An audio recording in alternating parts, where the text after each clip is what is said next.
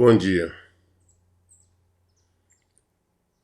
Segunda carta de Pedro, capítulo 3, versículo 14.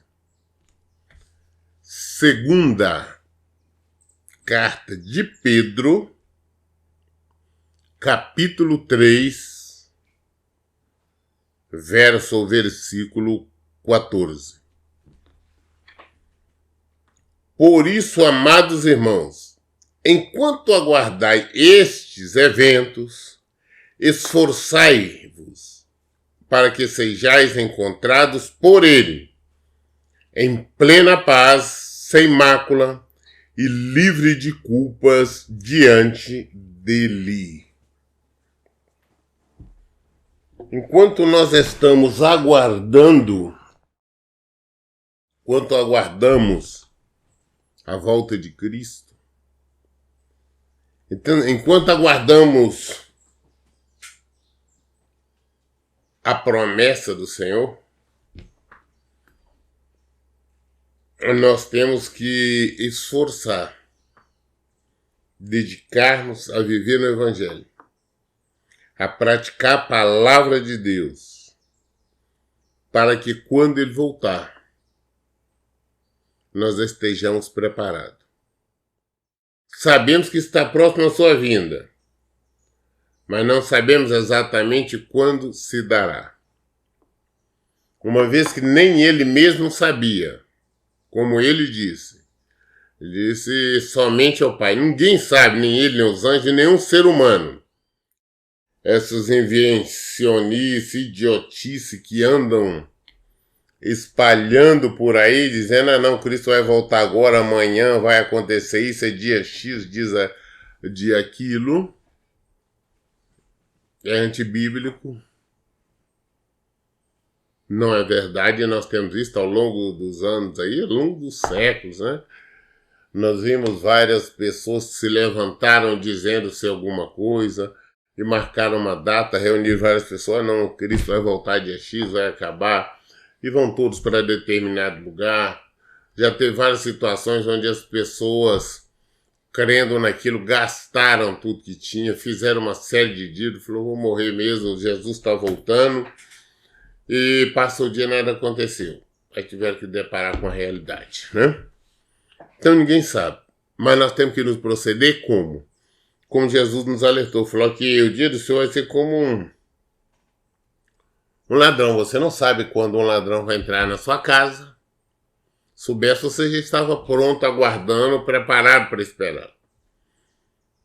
Então, assim como nós não sabemos, também não sabemos o momento que ele virá. Mas ele virá no momento em que nós menos esperamos. Aí nós não esperamos que ele venha agora, mas é exatamente nesta hora que nós não esperamos é que ele virá. É nesta hora que nós devemos tomar cuidado, tá? Ele não vai avisar nada, não. Então vamos ficar em alerta para que nós sejamos encontrados em plena paz, sem mácula e livre de culpa diante dele. Nós sejamos encontrados assim. Considerai que, versículo 15, considerai que a longanimidade do nosso Senhor é uma oportunidade para que possais receber a salvação. Assim como nosso amado irmão Paulo também vos escreveu de acordo com a sabedoria que Deus lhe concedeu. A bondade de Deus, a benignidade de Deus, não é para nós desfrutar, falar, não, descansa na misericórdia dele, eu posso fazer isso, eu posso fazer aquilo. Não, nós não podemos fazer nada, absolutamente nada, sem ele. Nós temos que estar nele, ou seja, viver o Evangelho. Pedro mesmo recorda que Paulo explica muito sobre isto. E por que nós temos que entender? É Paulo que escreveu, não foi Jesus. Ah, não foi ninguém. Mas pode acreditar que foi Jesus sim. Porque esses homens foram usados pelo Espírito Santo para escrever. Tanto Paulo, Pedro, João, todos. O Espírito Santo que os conduziu, e pode ter certeza que o Evangelho é único. Um concorda com o outro. Então ele fala que o irmão Paulo também já escreveu para eles, né? Com a sabedoria que Deus deu a ele. No versículo 16 ele fala, ele escreve do mesmo modo em todas as suas epístolas, em todas as suas cartas, né?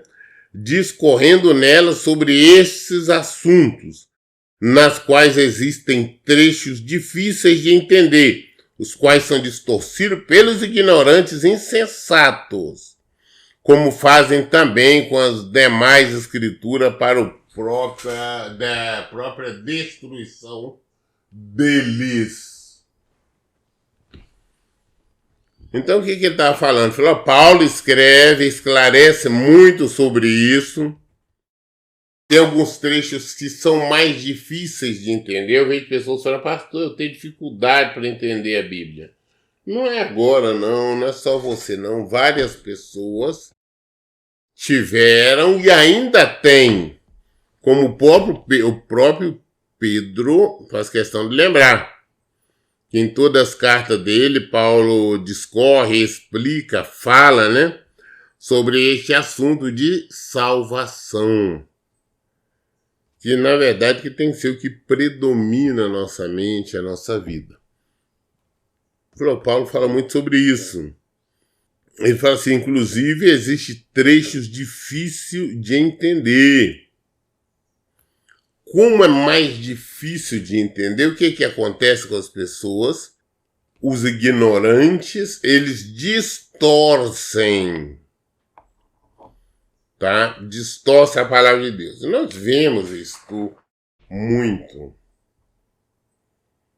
Aí nós vemos, por exemplo, alguns trechos da Bíblia que eu fico analisando, por exemplo, quando na Bíblia fala não sobre altura, largura, profundidade do amor de Deus e tudo, está falando exatamente do tamanho de Deus, não está dizendo exatamente que Deus vai estar te abençoando ali ou lá, como os pregadores fazem.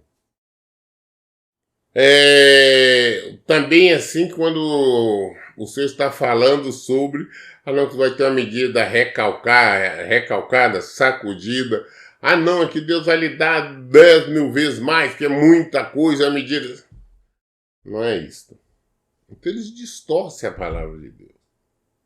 Por isso sempre eu exorto, eu oriento as pessoas a meditar sempre na Bíblia, ler sempre a Bíblia, porque a resposta é dali.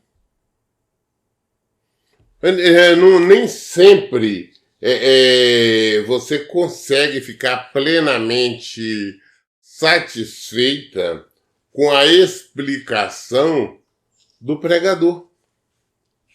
Se você não está, então medite na Bíblia, procure entender, procure compreender se o que ele está explicando, ensinando, se está de acordo com as Escrituras, está de acordo com o Evangelho. Porque se não tiver, está tudo errado. Então ele fala, você está dizendo como fazem também com as demais Escrituras para a própria destruição deles. Esses que pregam de maneira diferente, usam a Bíblia para falar não, que Deus está pedindo oferta para lá e para colar, para fazer voto, cria aquela história. Nós temos que falar sobre isso, é a destruição deles. Então eu vejo pessoas admirando este ou aquele pregador. Ele fala isso, fala aquilo. Mas já são pessoas mortas, são mortas espiritualmente, eles não terão salvação. Eles vão padecer por toda a eternidade. Pastor, mas ele está na frente de uma grande congregação, ele prega assim, prega lá, muita gente gosta, muita gente segue. Mas quem diz que é a aprovação de Deus? Quem diz que Deus está aprovando a maneira, a conduta, a obra dele? Não existe isso. Então foi o que nós lemos aqui, que nas quais existe três difíceis de entender, os quais são distorcidos pelos ignorantes e insensatos, como fazem também as demais escrituras para a própria destruição deles.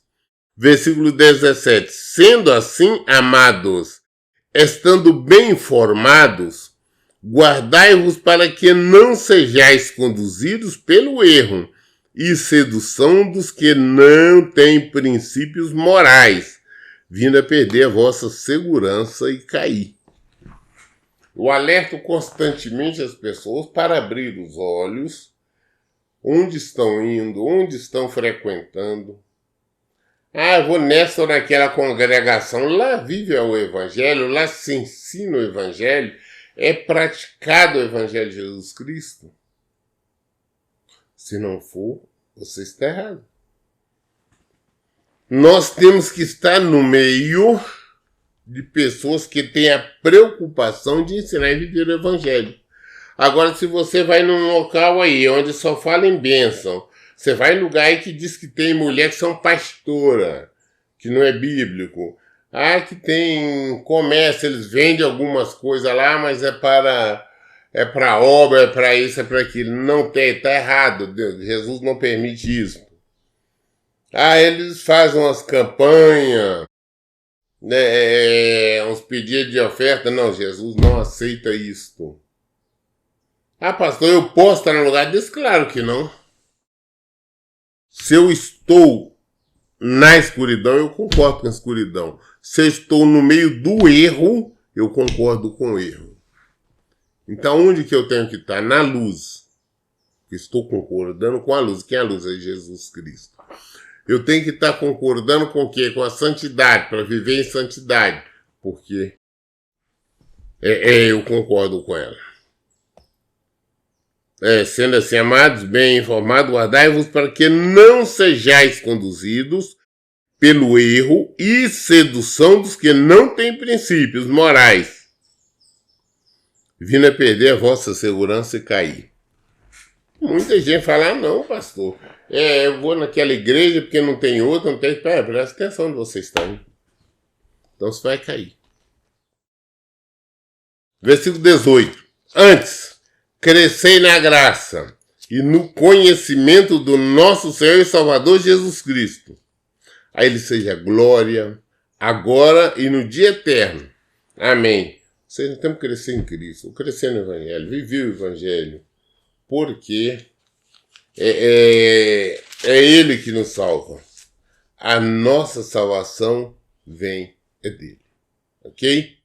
Muito bem, nós concluímos hoje a leitura da segunda carta de Pedro, nós concluímos aqui no versículo 18 do capítulo 3, e amanhã, querendo Deus, sendo a vontade dele, nós vamos iniciar então na primeira carta de João. No capítulo 1, no versículo, nós estaremos iniciando amanhã em nome de Jesus. Todas as dúvidas esclarecemos na Bíblia. Por isso, em todo o tempo eu digo, leiam e pratiquem a Bíblia. Deus abençoe. Então, bom dia.